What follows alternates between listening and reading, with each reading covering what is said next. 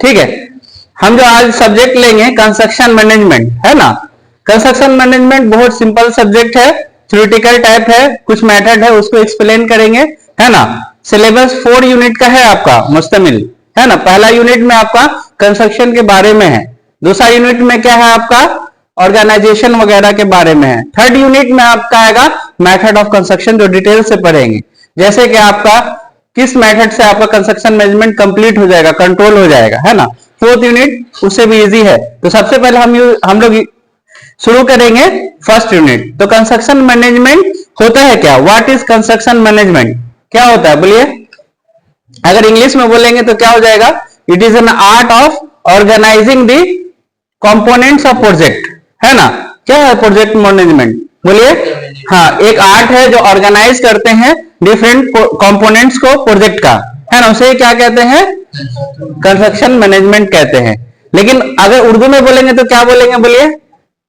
किसी भी प्रोजेक्ट को शुरू करने से पहले जो प्लानिंग करते हैं, है ना, या डिजाइन करते हैं, तो एलेबोरेट कर रहे हैं, डिजाइन करते हैं या कोऑर्डिनेट भी तो होता है प्रोजेक्ट मैनेजमेंट, मॉनिटर करते हैं, तो उस प्रोसेस को जो शुरू से आखिर तक होता है उसे क्या कहते हैं, प्रोजेक्ट मैनेजमेंट कहते हैं, है ना, या कंस्ट्रक्शन मैनेजमेंट कहते हैं, है ना। समझ में आ गया। किसी भी प्रोजेक्ट को शुरू करने से पहले क्या क्या प्रोसेस होता है बोलिए। प्लानिंग करना, यस, डिजाइनिंग होता है, कोऑर्डिनेटिंग होता है, मॉनिटरिंग होता है, शुरू से आखिर तक जो प्रोसेस होता है उसे क्या कहते हैं, कंस्ट्रक्शन मैनेजमेंट कहते हैं। याद रहेगा, लिखेंगे डिफिनेशन। इंग्लिश में क्या होगा बोलिए कंस्ट्रक्शन मैनेजमेंट का। देखिए कंस्ट्रक्शन में क्या हो गया, मैनेजमेंट में क्या हुआ, कोई भी मैनेज करना, कोई चीज ऑर्गेनाइजेशन है तो उसको क्या करना है, मैनेज करना है। कंस्ट्रक्शन यहां पर हम लोग क्या पढ़ेंगे, कंस्ट्रक्शन को मैनेज करना, कंस्ट्रक्शन को क्या करना, मैनेज करना, है ना। तो क्या होगा इसका डिफिनेशन बोलिए, बोलिए। It is an art of organising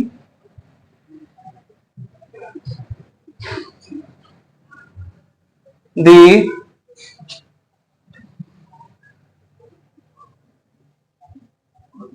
components of project, उसे क्या कहेंगे, कंस्ट्रक्शन मैनेजमेंट कहेंगे। सिंपल में भी लिख सकते हैं, है ना। और उर्दू में क्या रहेगा बोलिए, लिख दें या आपको ओरली बोलेंगे, बोलिए। किसी भी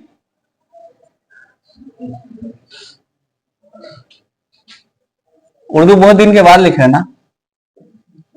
किसी भी प्रोजेक्ट को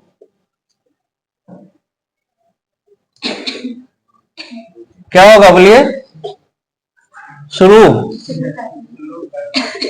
करने से पहले, करने से पहले, आई करने से पहले क्या करते हैं हम लोग, प्लानिंग करेंगे, यस, प्लानिंग, और क्या करेंगे, डिजाइनिंग,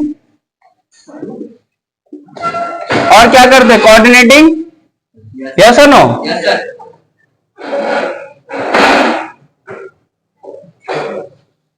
कोऑर्डिनेटिंग,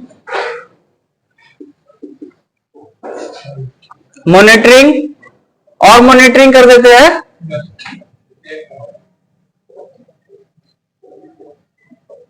मॉनिटरिंग, प्रोसेस करते हैं, क्या करते हैं, प्रोसेस करते हैं, प्रोसेस करते हैं, शुरू से आखिर तक, शुरू से आखिर तक, शुरू से आखिर तक, शुरू से आखिर तक, उसे ही क्या कहेंगे, उसे ही कंस्ट्रक्शन मैनेजमेंट कहते हैं। बहुत दिन के बाद उर्दू लिखे नहीं, उसे ही कंस्ट्रक्शन मैनेजमेंट कहते हैं।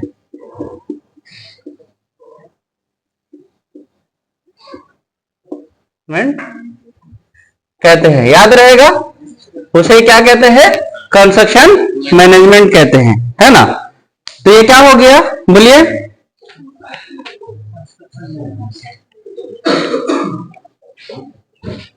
किसी भी प्रोजेक्ट को शुरू करने से पहले, है ना, क्या क्या प्लानिंग, डिजाइनिंग और कोऑर्डिनेटिंग, मॉनिटरिंग का जो अमल करते हैं, जो प्रोसेस करते हैं, उसे क्या कहेंगे? बोलिए, कंस्ट्रक्शन मैनेजमेंट कहेंगे, है ना। और इंग्लिश में क्या बोलेंगे? It is art of organizing the components of project, है ना। कंपोनेंट्स ऑफ प्रोजेक्ट को जो ऑर्गेनाइज करते हैं एक तरतीब से, उसे क्या कहेंगे? कंस्ट्रक्शन मैनेजमेंट कहेंगे। समझ में आ गया? उसके बाद आते हैं objective of construction management. Objective of construction management, क्या क्या ऑब्जेक्टिव होगा बोलिए? इसका कंस्ट्रक्शन मैनेजमेंट का ऑब्जेक्टिव क्या होता है? नहीं, प्लानिंग तो है, लेकिन क्या है? Project should be completed with in a time, given time. Yes, सबसे बड़ा तो यही है ना कि ऑब्जेक्टिव क्या होना चाहिए कंस्ट्रक्शन मैनेजमेंट का? बोलिए, क्या होना चाहिए? हाँ, प्रोजेक्ट जो है या कंस्ट्रक्शन गिवन टाइम में आपका कंप्लीट होना चाहिए, है ना, यानी कि किसी तरह का डिले नहीं होना चाहिए, है ना। और क्या होना चाहिए? Proper use of man power. क्या होना चाहिए? Proper use of man power. Man power mean, बोलिए, हाँ, लेबर वगैरह का। आधा से ज्यादा, आधा तो लेबर ही कॉस्ट में निकल जाता है, मटेरियल, है ना। जब कोई कंस्ट्रक्शन कर रहे तो क्या होना चाहिए? Proper use of man power होना चाहिए। और क्या होना चाहिए? Uses of local raw material. Uses of, हाँ, लोकल रॉ मटेरियल। क्यों ऐसा क्यों करते हैं बोलिए? हाँ, कम कॉस्ट में होगा, है ना। ट्रांसपोर्ट कॉस्ट क्या हो जाएगा? घट जाएगा। सबसे बड़ा तो ट्रांसपोर्ट कॉस्ट में ही चला जाता है ना। तो क्या होना चाहिए? कम होना चाहिए। और दूसरा क्या होना चाहिए? हाँ, डिले नहीं होना चाहिए।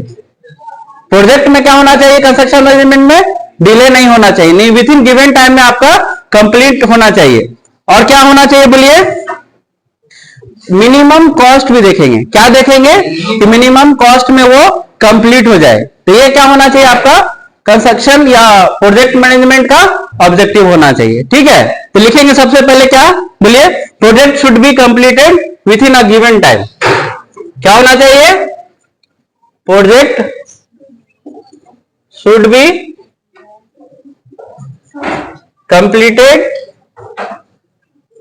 यानी completed within a given time।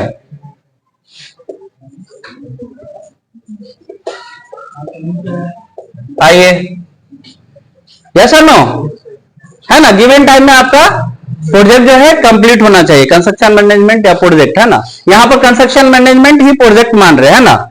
दूसरा क्या होना चाहिए सबसे बड़ा बोलिए? हाँ, प्रॉपर यूज ऑफ, क्या होना चाहिए? प्रॉपर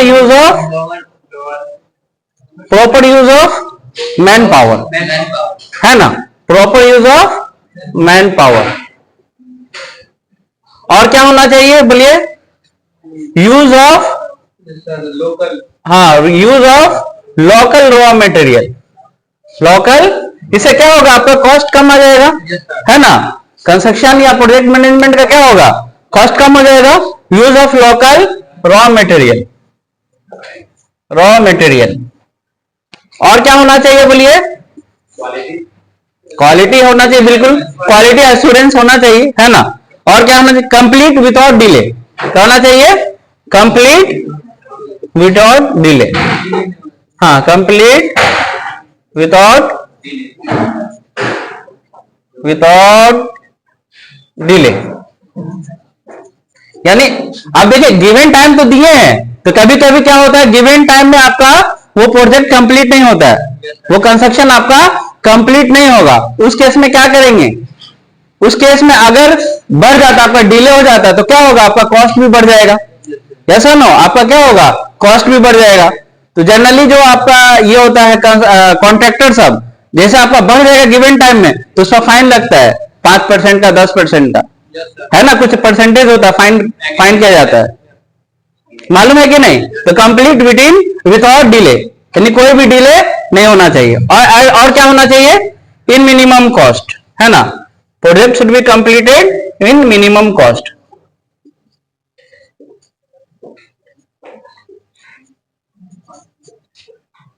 कंप्लीटेड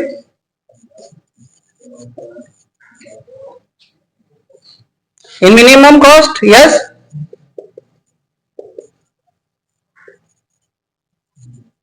मिनिमम कॉस्ट, ये क्या है आपका ऑब्जेक्टिव होना चाहिए कंस्ट्रक्शन मैनेजमेंट का कि प्रोजेक्ट आपका कंप्लीट होना चाहिए, है ना। क्या होना चाहिए, गिवन टाइम में होना चाहिए, और क्या होना चाहिए, proper use of man power होना चाहिए, और क्या होना चाहिए बोलिए, रॉ मटेरियल भी लोकली अवेलेबल होना चाहिए, है ना। कोई किसी तरह का डिले नहीं होना चाहिए, और क्या होना चाहिए आपका, हाँ मिनिमम कॉस्ट में आपका कंप्लीट होना चाहिए, यस। समझ में आया, ठीक है। उसके बाद देखेंगे, देखिए ये मेथड जो है ना हम लोग पढ़ेंगे थर्ड यूनिट में। कहां पढ़ेंगे हम लोग, थर्ड यूनिट में, है ना। तो जनरली हम जस्ट ओवरऑल व्यू दे रहे हैं ना, कितने तरह का मेथड्स होता है, फिर हम लोग थर्ड यूनिट में डिटेल से पढ़ेंगे। तो कितने तरह का मेथड्स होता है जो आपका कंस्ट्रक्शन मैनेजमेंट कंप्लीट होता है, बोलिए, या प्रोजेक्ट मैनेजमेंट, बोलिए क्या क्या होता है आपका। एक होता है आपका बार चार्ट,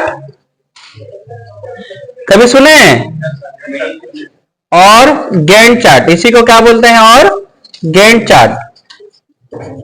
ये मेथड होता है जिससे एक्टिविटी एंड ड्यूरेशन में एक रिलेशनशिप होता है। क्या होता है आपका, एक्टिविटी एंड ड्यूरेशन में क्या होता है, रिलेशनशिप होता है। हम लोग देख सकते हैं कि प्रोजेक्ट हमारा कहां चल रहा है, किस टाइम में चल रहा है, कितना एक्टिविटी हो रहा है, इस बार चार्ट और गैंट चार्ट के थ्रू हम लोग थर्ड यूनिट में देखेंगे डिटेल से। दूसरा क्या है आपका, बोलिए, माइल स्टोन चार्ट। ये इसका क्या है, mile stone chart bar chart का एडवांस वर्जन है।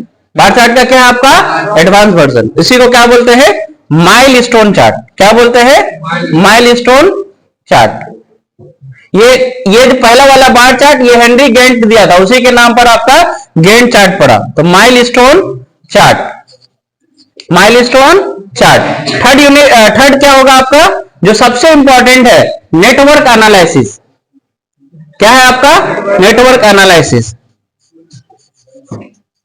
नेटवर्क एनालिसिस, नेटवर्क एनालिसिस में दो तरह का पढ़ेंगे हम लोग। क्या क्या पढ़ेंगे, बोलिए, पहला पढ़ेंगे सीपीएम।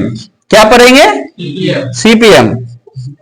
दूसरा क्या पढ़ेंगे, पार्ट, पीईआरटी, है ना। ये मेथड इंपॉर्टेंट है, ये सबसे ज्यादा इंपॉर्टेंट है, और एग्जाम में भी आता है आपका। जैसे कि आप लोग अपियर होंगे एसएससी, जेई, गेट वगैरह, आरआरबी, तो ये सब इंपॉर्टेंट है। नेटवर्क एनालिसिस यहीं से क्वेश्चन फ्रेम होता है। तो दो मेथड क्या है आपका, CPM, part. CPM mean critical path method, और दूसरा जो है आपका प्रोग्राम एवोल्यूशन रिव्यू टेक्निक। क्या होता है आपका, program evolution review technique. Third unit में हम लोग डिटेल से पढ़ेंगे इसके बारे में, ठीक है। उसके बाद आते हैं need for construction management. Construction management का क्या नीड होना चाहिए, बोलिए, क्या क्या नीड होना चाहिए ना, क्या क्या होना चाहिए नीड, क्या जरूरत होना चाहिए, हाँ, क्या चीज, मेथड, ईयर, मटेरियल, बिल्कुल मटेरियल, एकदम सही बोल रहे हैं आप। और मनी, कॉस्ट, है ना, मनी, और man power, very good, man power, और सेफ्टी, और है ना, इक्विपमेंट, मशीनरी, कोई इक्विपमेंट बोल रहा है, सही है, मशीनरी, ये सब क्या होना चाहिए आपका, एटसेट्रा। ये सब क्या होना चाहिए, क्या होता है आपका, कंस्ट्रक्शन मैनेजमेंट की जरूरत होती है। क्या होता है, कंस्ट्रक्शन मैनेजमेंट का जरूरत होता है, ठीक है, नोट कर लेंगे, ठीक है। उसके बाद हम लोग पढ़ेंगे एलिमेंट्स ऑफ कंस्ट्रक्शन मैनेजमेंट। क्या पढ़ेंगे, एलिमेंट्स ऑफ कंस्ट्रक्शन मैनेजमेंट या प्रोजेक्ट मैनेजमेंट, ठीक है, नोट कर लीजिए। नीड फॉर कंस्ट्रक्शन मैनेजमेंट में क्या क्या हम लोग बोले हैं अभी, बोलिए, किसी भी प्रोजेक्ट के लिए क्या क्या होना चाहिए, मैन पावर, मटेरियल, मशीनरी, क्या होना चाहिए, man power, yes no, machinery, आप लोग बोलते रहिए, मशीनरी, और क्या होना चाहिए, इफेक्टिव, कॉस्ट इफेक्टिव, यस, और मिनिमम कॉस्ट में होना चाहिए, और बिल्कुल सेफ्टी भी ले सकते हैं, सेफ्टी और क्वालिटी, बस वेरी गुड, सेफ्टी और क्या है आपका क्वालिटी एश्योरेंस, इसको क्या बोलेंगे quality assurance, very good, yes very good, communication very good, quality assurance, quality assurance, communication very good, और क्या होना चाहिए बोलो, कम्युनिकेशन, और क्या होना चाहिए,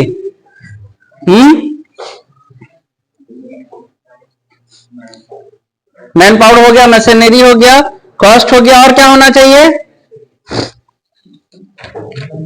क्या क्या नीड होता है बोलिए, मटेरियल, ठीक है, मटेरियल,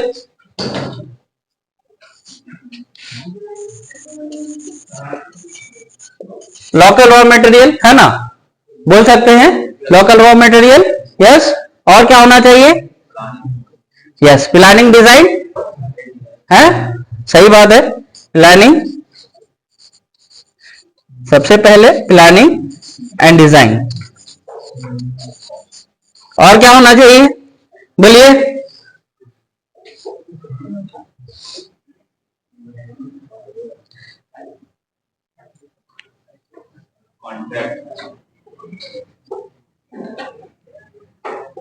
ठीक है, और अच्छा एक चीज सबसे इंपॉर्टेंट चीज छूट रहा है, क्या होना चाहिए बोलिए, टाइम ड्यूरेशन, यस और नो, सबसे बड़ा क्या है आपका टाइम, यस टाइम है ना, या फिर ड्यूरेशन, मटेरियल में हम लोग क्या लिख सकते हैं, रिसोर्स, रिसोर्स का अवेलेबल होना, ठीक है, रिसोर्स का क्या होना, अवेलेबल होना, ये सब क्या है आपका नीड है, ये सब क्या है आपका नीड है,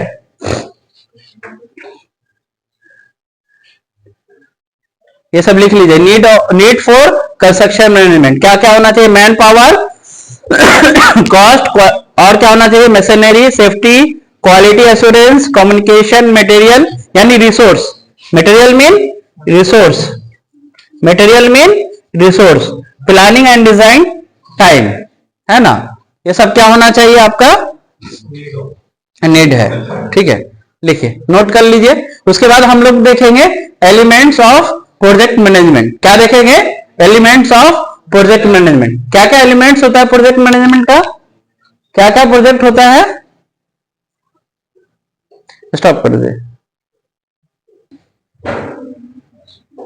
ठीक है, लिसन, अब हम लोग देखेंगे elements of project management, project management कितने एलिमेंट्स पर मुश्तमिल होता है, तो सबसे पहले क्या होगा आपका प्लानिंग होगा, सबसे पहले क्या होगा आपका प्लानिंग, यस और नो, प्लानिंग होगा तभी तो, पहला स्टेप क्या होता है अगर प्रोजेक्ट शुरू करने से पहले प्लान करना उसका, यस और नो, उसी को क्या बोलेंगे प्लानिंग, है ना, प्लानिंग में क्या आता है आपका आइडेंटिफाइंग द गोल्स, क्या आता है आपका आइडेंटिफाइंग द गोल्स, है ना, गोल्स ही तो आइडेंटिफाई करते हैं, यस और नो,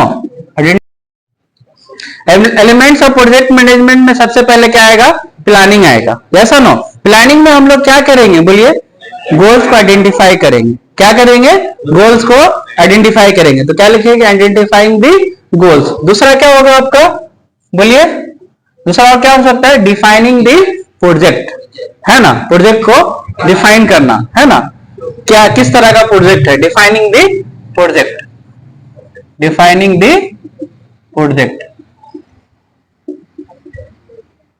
दूसरा एलिमेंट क्या है आपका और लिखा देंगे, दूसरा क्या है आपका शेड्यूलिंग, क्या है आपका शेड्यूलिंग, शेड्यूलिंग क्या होता है आपका बोलिए, नंबर ऑफ एक्टिविटी, यानी कौन कौन सी एक्टिविटी इस पर मुश्तमिल है, ऐसा नो, यानी कि अगर कोई प्रोजेक्ट बना रहे हैं तो आपको क्या होगा नंबर ऑफ एक्टिविटी होगा, है ना, रिसोर्स का लाना, है ना, रिसोर्स का इस्तेमाल करना, तो क्या आ जाएगा आपका नंबर ऑफ एक्टिविटी, शेड्यूलिंग में क्या आएगा आपका नंबर ऑफ एक्टिविटी,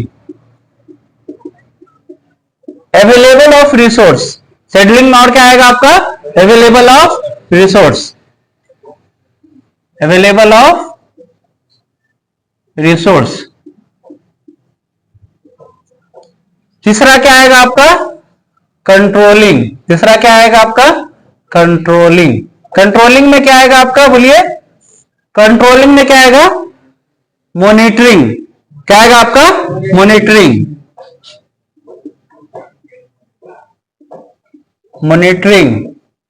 और क्या आएगा आपका, बोलिए, डेट्स, है ना, dates and time update, dates and time update,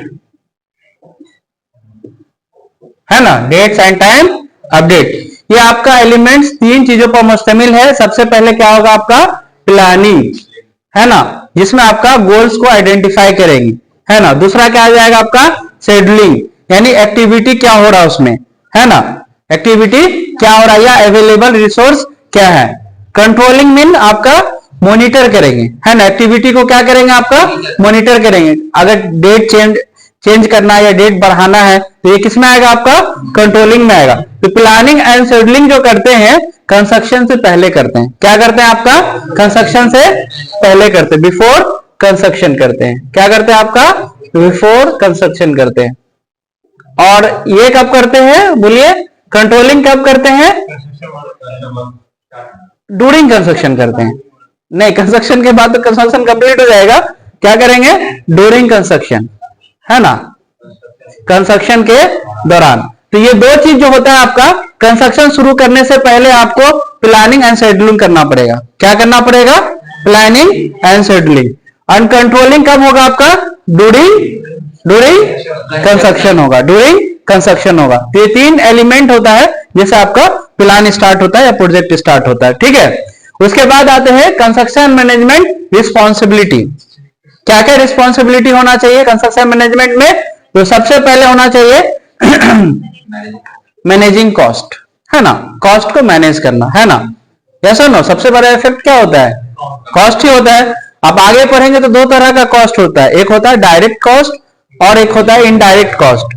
direct cost क्या होता है आपका, बोलिए, किस तरह का कॉस्ट होता है डायरेक्ट कॉस्ट, जैसे लेबर हो गया, रिसोर्स हो गया, है ना, जो रिसोर्स अवेलेबल है, रॉ मटेरियल, वो सब क्या है आपका, जो उसमें कॉस्ट लगेगा लेबर में, कंस्ट्रक्शन में, वो सब क्या हो जाएगा आपका डायरेक्ट कॉस्ट। इनडायरेक्ट कॉस्ट जैसे कि आपका इलेक्ट्रिक का बिल हो गया, है ना, कुछ टैक्सेस हो गया, कुछ फाइन लगा, वो सब क्या हो जाएगा आपका इनडायरेक्ट कॉस्ट, है ना। तो ये दो तरह का कॉस्ट। तो सबसे पहले क्या आता है आपका, कॉस्ट को मैनेज करना। क्या आता है आपका, कॉस्ट को मैनेज करना, है ना। उसके बाद क्या आता है आपका, क्वालिटी एश्योरेंस, है ना। कंस्ट्रक्शन करेंगे तो क्या देखेंगे, क्वालिटी देखेंगे कि नहीं, क्वालिटी का एश्योरेंस होना चाहिए। और ये आता भी है आपका आईएसओ सर्टिफाइड, या सुनो, वो सारा देखे होंगे आप। क्वालिटी एश्योरेंस एक सर्टिफिकेशन होता है, या सुनो। अगर कोई रॉ मटेरियल खरीद रहे हैं तो वो इतना सर्टिफाई होना चाहिए। अगर कोई ग्रीन चीज यानी ग्रीन बिल्डिंग वगैरह, वो भी आईएसओ सर्टिफाई होना चाहिए, है ना, या सुनो। तो वो आपका क्वालिटी एश्योरेंस होना चाहिए। क्वालिटी क्या होना चाहिए, एश्योरेंस होना चाहिए। देखिए ना 1400 1900 ऐसे करके आता है ना क्वालिटी एश्योरेंस, ठीक है। उसके बाद क्या होना चाहिए आपका, कॉन्ट्रैक्ट ओवरसाइट। कॉन्ट्रैक्ट ओवरसाइट क्या होता है आपका, मॉनिटरिंग एंड इंस्पेक्शन होता है। क्या होता है आपका, मॉनिटरिंग एंड इंस्पेक्शन होता है। समझ में आ रहा है ना, क्या होता है आपका कॉन्ट्रैक्ट ओवरसाइट मीन क्या होता है, मॉनिटर करना, प्रोजेक्ट को क्या करना, मॉनिटर करना, है ना, एक्टिविटी हो रहा है कि नहीं, यस और नो। और क्या होना चाहिए, इंस्पेक्शन होना चाहिए, यस और नो, ठीक है। उसके बाद क्या होना चाहिए आपका रिस्पॉन्सिबिलिटी में, सेफ्टी मैनेजमेंट, सेफ्टी मैनेजमेंट। अब जो लेबर वर्क कर रहा है उसके लिए सेफ होना चाहिए कि नहीं, यस और नो। आपका जो प्रोजेक्ट तैयार हो रहा है वो भी सेफ होना चाहिए कि नहीं, यस और नो। दो तरह का सेफ्टी आता है, जो बना रहे उसकी सेफ्टी और जो बना रहा है उसकी सेफ्टी, है ना। तो सेफ्टी मैनेजमेंट भी आपका प्रोजेक्ट मैनेजमेंट में या कंस्ट्रक्शन मैनेजमेंट में देखा जाता है। किस तरह का सेफ्टी देखा जाता है, अब आजकल तो सेफ्टी के लिए तो आईएसओ सर्टिफाई हो गया, है ना। मटेरियल अच्छा यूज करना चाहिए, किसी चीज का कमी होना, डिजाइन वगैरह प्रॉपर यूज होना चाहिए as per IS code, Indian standard code.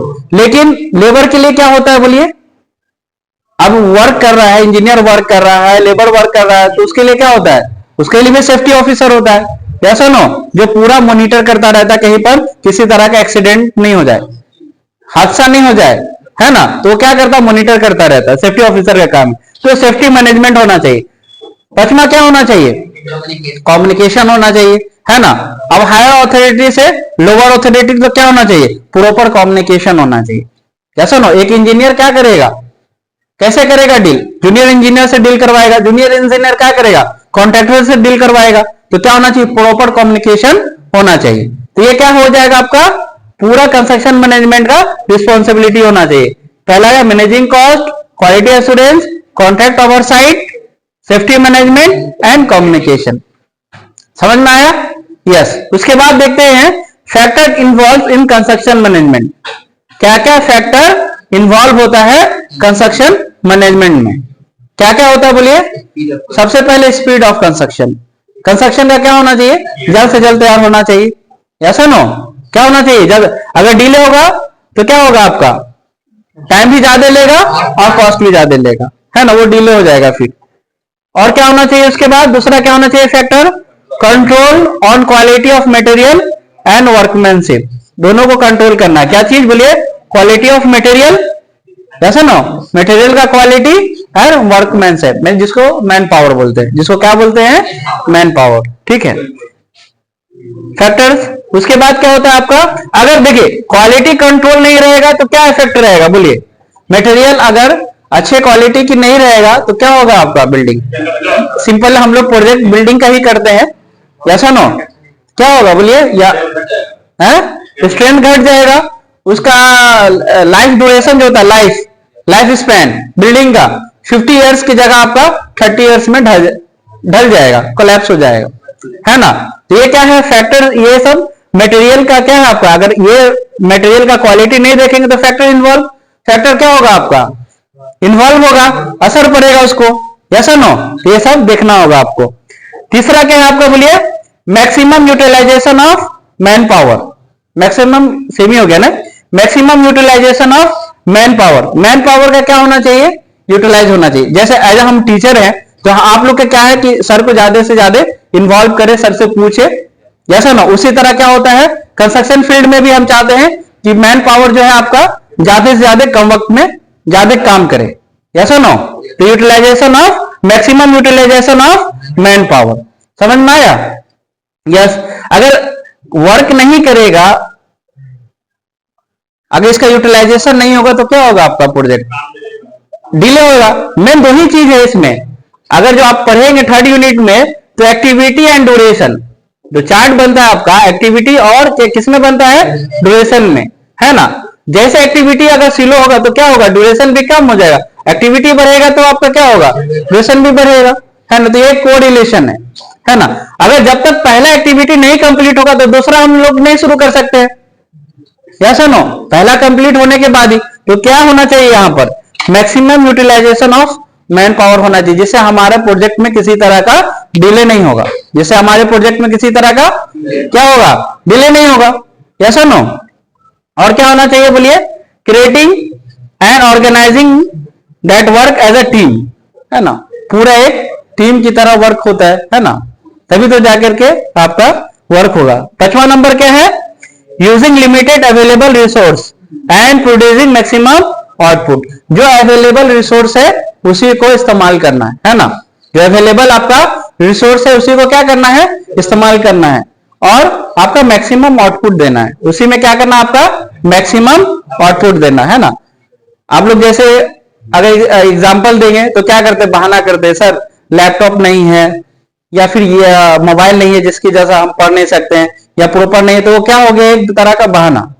जो अवेलेबल रिसोर्स है आपके पास, जो अवेलेबल रिसोर्स है आपके पास, उसी में आपको क्या करना है, अच्छा करना है, और उसी में मैक्सिमम आउटपुट देना है। उसी तरह क्या होता है इसमें कंस्ट्रक्शन में भी, जो अवेलेबल रिसोर्स है आपका उसी को इस्तेमाल करना है और उसी में मैक्सिमम आउटपुट देना है, ऐसा नो। ये क्या हो गया आपका factor involve in the construction management. उसके बाद आते हैं इंपॉर्टेंस ऑफ प्रीलिमिनरी प्लानिंग। एक होता है आपका प्लानिंग, दूसरा क्या है आपका प्रीलिमिनरी प्लानिंग। प्लानिंग करने से पहले क्या क्या चीज की जरूरत पड़ेगी, प्लानिंग करने से पहले क्या क्या चीज की जरूरत पड़ेगी उसे क्या कहेंगे, प्रिलिमिनरी प्लानिंग कहेंगे। जैसे प्लानिंग करना, डिजाइन करना, कितने दिन में हो जाएगा, पूरा कलेक्शन करना पूरा इंफॉर्मेशन को, उसे क्या कहेंगे, प्रीलिमिनरी प्लानिंग, है ना। तभी जाकर के प्लान करते हैं, है ना। प्लान से भी एक छोटा प्लान होता है, क्या होता है वो, प्रीलिमिनरी प्लानिंग। यस और नो। डायरेक्ट तो प्लान करने नहीं ना बैठ जाते हैं कि बैठे नक्शा बना दिए और आ गया, नहीं। उसके लिए क्या होगा, प्रीलिमिनरी प्लानिंग। जैसे नसीम सर को पढ़ेंगे डिजाइन के लिए, अब्दुल अजीज सर को पढ़ेंगे कंस्ट्रक्शन साइट के लिए, ऐसा बोल रहे, है ना। तो क्या करेंगे, डिफरेंट डिफरेंट को पकड़ेंगे, फिर जाकर के सबका राय लेंगे, फिर क्या करेंगे, प्लान करेंगे, है ना। यस और नो। तो उससे प्लानिंग से पहले क्या होता है आपका, प्रीलिमिनरी प्लानिंग। अब जैसे मस्जिद बन रहा है तो क्या हो, पहले कलेक्शन करते ना डेटा, कितना जमीन अवेलेबल है ना, कितना कॉस्ट पड़ेगा, म्यूटेशन हुआ कि नहीं हुआ, है ना, दाखिल खारिज जिसको बोलते हैं। तब जाके आपका क्या होता है, प्लानिंग वगैरह होता है इस जमीन पर। पहले ही खरीद फरोख्त नहीं हुआ जमीन का, और पहले नहीं अगर साइट पर देखे हैं तो क्या हो जाएगा आपका, वो प्लान एग्जीक्यूट होगा, नहीं होगा। तो क्या होता है आपका, प्रीलिमिनरी प्लानिंग होनी चाहिए। उसके बाद आते हैं, दो तरह का रिपोर्ट होता है, एक होता है आपका फिजिबिलिटी रिपोर्ट, दूसरा होता है आपका प्रोजेक्ट रिपोर्ट, है ना।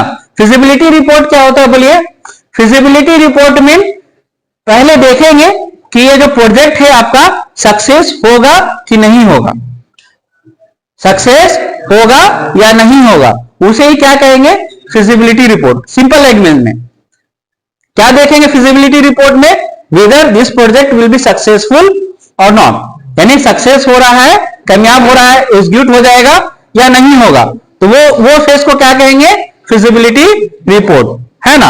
और प्रोजेक्ट रिपोर्ट क्या होता है, जब मालूम हो जाएगा कि ये प्रोजेक्ट एग्जीक्यूट हो सकता है, तब जाके पूरा डिटेल्स रहेगा, जिसमें प्लानिंग रहेगा, डिजाइनिंग रहेगा, एस्टिमेट रहेगा, एस्टिमेशन रहेगा, कॉस्टिंग, सब कुछ रिपोर्ट रहेगा, है ना। तो वो क्या कहलाएगा आपका प्रोजेक्ट रिपोर्ट। अप्रूवल भी रहेगा, है ना, कि ये प्रोजेक्ट एग्जीक्यूट होगा तो क्या होगा, अप्रूवल लेना पड़ता है हायर अथॉरिटी से, कैसा नो। तो पूरा ये चीज किसमें रहेगा आपका, प्रोजेक्ट रिपोर्ट में। और फिजिबिलिटी रिपोर्ट में क्या रहेगा आपका, जानेंगे कि ये प्रोजेक्ट सक्सेस होगा कि नहीं, कामयाब होगा कि नहीं, उसे क्या कहेंगे, फिजिबिलिटी रिपोर्ट कहेंगे। और प्रोजेक्ट रिपोर्ट में आपका प्लान रहेगा, है ना, पूरा डिटेल्स रहेगा, इसीलिए तो इसको कहते हैं प्रोजेक्ट रिपोर्ट, यानी प्रोजेक्ट का करने के लिए जितना भी तरह का रिपोर्ट है उसमें जमा रहेगा, ठीक है। फिजिबिलिटी रिपोर्ट का क्या डेफिनेशन है, to help decision makers determine whether or not a propose project, जो प्रोजेक्ट है और इन्वेस्टमेंट, यहां पर हम लोग प्रोजेक्ट ही देख रहे हैं, है ना, इन्वेस्टमेंट नहीं देख रहे, project is likely to be successful, is likely to be successful. यानी फिजिबिलिटी रिपोर्ट अगर पूछेगा क्या है तो क्या बोलेंगे, ऐसा रिपोर्ट जिसे पता चलेगा प्रोजेक्ट सक्सेस होगा या नहीं होगा, उसे क्या कहेंगे, फिजिबिलिटी रिपोर्ट कहेंगे। प्रोजेक्ट रिपोर्ट जिसमें ऑल डिटेल्स